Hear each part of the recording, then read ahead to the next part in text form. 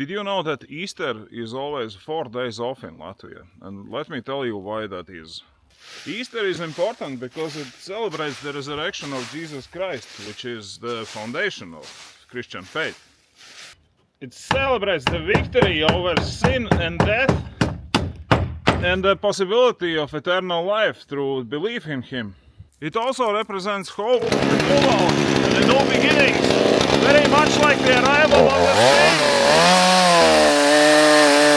The empty tomb is a powerful symbol that the death is not the end, reinforcing trust in God's promises. Overall, Easter reminds us of sacrifice, redemption, and the promise of salvation.